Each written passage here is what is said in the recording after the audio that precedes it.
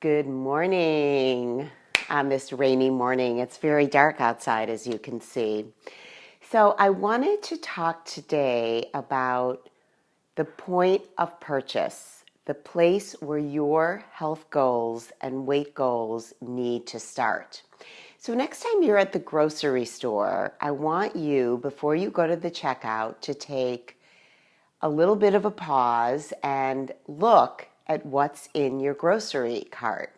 Now, for those of you who don't know me, I am Stacy Portugal. I am a weight loss coach, and you can find out more about me on stacyportugal.com.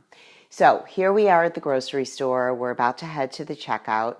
Taking just a quick pause to kind of start noticing what's in your grocery cart can make a really big difference in your level of awareness about where you're at in your efforts. How far are you leaning into towards getting your health and your weight loss on track? So the question is, what kind of foods are you feeding yourself and your family? Now, managing our environment is one of the most important things that we can do to move ourselves towards our goal. We really need to think about what kind of foods we're bringing into the house. Think about it. When you go to the grocery store and you purchase those Oreos because, maybe you like them, but in your mind you're purchasing them for a family member. The truth is, you have to say no to that tempting food over and over again until it's gone. So, thinking about the point of purchase, it's probably the most primitive place to start to move toward your health and weight loss goals. So let's dig in a little deeper about taking control at your point of purchase. And actually, this is the kind of stuff that we're going to be digging into deeper in the Shake the Sugar Challenge. This is a free 5-day challenge. It starts on Monday. So if this is something that interests you, all you have to do is click the link in this post and you can just sign up, and beginning on Monday, you'll see the Shake the Sugar Challenge and all the good stuff come to your inbox. You'll also want to join our Facebook group, and that's over 40 feeling confident, living healthy, something like that. I can never remember it. So it's over 40 and it's a picture of me. All right, so let's just go right in. So here we are. We're at the grocery store, and we're going to get back to the cart right now. So I think the most important questions that you really need to ask yourself is, what percentage of foods in my cart are whole foods, unprocessed? They have just an ingredient or two in the ingredient list, or they may not even have a label. So you know that all that talk about shopping the perimeter at the grocery store, well, it's pretty much true. On the perimeter, you're going to find produce, you're going to find the refrigerated items, but the truth of the matter is there's a lot of sneaky stuff that grocery store retailers are now including in those areas. So let's break it down even further. When you walk into a grocery store, typically what you see is produce in many stores. And produce is really beautiful. It's really colorful. It's really appealing to your eye. And it's not that cheap, really. And it's, the profit margin, I'm guessing, I don't know this for a fact, but my guess is the profit margin is not quite as high. Think about what the major retail grocery stores are now putting along with the produce. It's bakery. So you walk in, you're going to see all these beautiful colors of produce, and at the same time, your senses are hit with the smell of delicious bakery items baking. So it's kind of a conundrum because you have two different ends of the spectrum right when you walk into the grocery store. So having your goals in mind and understanding the importance of that point of purchase can make a really big decision a really big impact when you're trying to make that all-important decision about what kind of foods you're bringing into your kitchen, into your environment. Again, these are foods that if they are too tempting and they are trigger foods for you, you will have to say no again and again until it's gone. So, thinking about the perimeter, again, we've got produce, we've got bakery.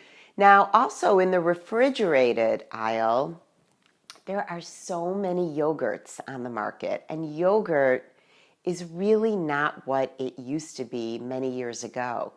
So we do have to be a little bit more judicious in the types of foods that we're purchasing, even on the perimeter at the grocery store.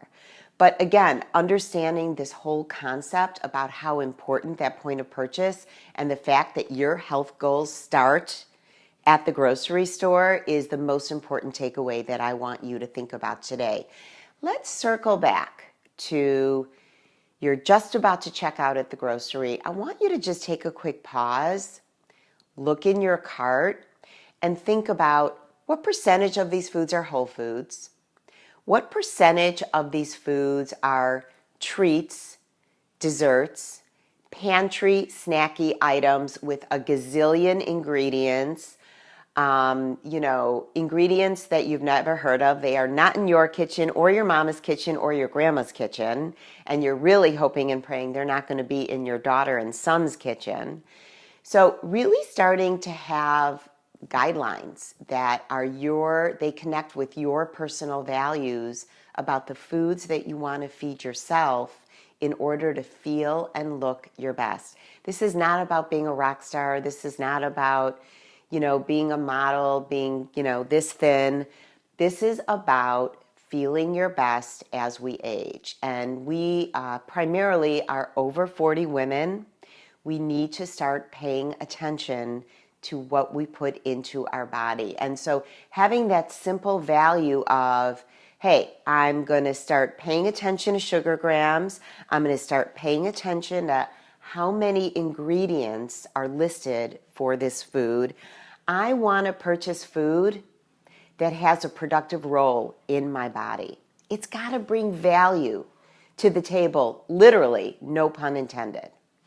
So using these guidelines when you go to the grocery store is going to make a big impact about how able you are to get to your health goals by avoiding foods that are super duper tempting. Now, again, many of us, I'm going to reach for this over here, many of us cook not just for ourselves, we cook for family members and we shop for family members. So naturally we have to start thinking about, who else are we buying for?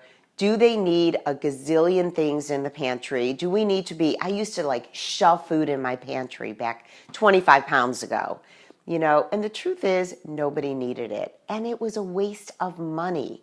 So it was wasted in my body, it was wasted in my children and my husband's body, and it was a waste in my body. So thinking about, they want their treats, but do they need a ton of variety? Research tells us that too much variety, when people are faced with too much variety, they tend to consume too many calories. So you don't need 4 different kinds of cookies in your pantry. If your children really want cookies, if that is in line with your values, then go ahead. No problem. But starting to create guidelines about how you're shopping is going to make a really big impact for you and your family and your health and your weight goals. So I want to remind all of you about the Shake the Sugar Challenge. This is a free 5-day challenge. It starts on Monday. And all you have to do is click on the link in this post for the free sign up. But let me give you a quick rundown of our 5 days. The first day, as a group, we're going to set some intentions. We're going to talk about the importance of what your intentions are for the next 5 days. Where are you in your journey? Where are the challenges? Where's the gap between where you are now and where you want to be? The second day, we're going to talk about 4 reasons why a food should be considered worthy. The third day, how to incorporate these 2 things that will cut your cravings. The fourth day, we're going to talk about things to watch for that can sabotage your efforts. And the fifth day, we're going to just devote 1 day to ways to conquer the impulse of emotional eating. We're also going to take some Q&As. Now, this is group coaching format, but it's done via Facebook, video, and newsletter. So make sure you're on the newsletter, and also be sure to sign up to just ask to join the private group, Over 40, Feeling Confident, Eating Healthy. I think could be Eating Healthy, Feeling Confident. I'm so sorry about that. I'm terrible. Okay. Anyway, I'm going to get back to my rainy day. I'm sure you want to get back to yours too. But I hope this was helpful in just understanding where your goals begin. Your goals begin at the grocery store. It's always going to be at the point of purchase. I don't care if it's at a grocery store. I don't care if it's the moment you make your order to the server at the restaurant or the convenience store or the social setting. Maybe even something that you paid for. So the bottom line is really thinking about how your goals begin here. They begin at the point of purchase. Okay, everyone, thank you so much for joining me. It's such an honor and a privilege to talk to people, even though sometimes I feel like I'm talking to myself. So when you're on Facebook Live, hey, let me know, say hello. It can be a little lonely over here in front of a camera, but I do hope that this helps you. I'm certainly here to help. So I will see you next time on Facebook Live, and I'm just wishing you all a great day and a quick reminder to sign up for the Shake the Sugar Challenge. Have a great day, everyone.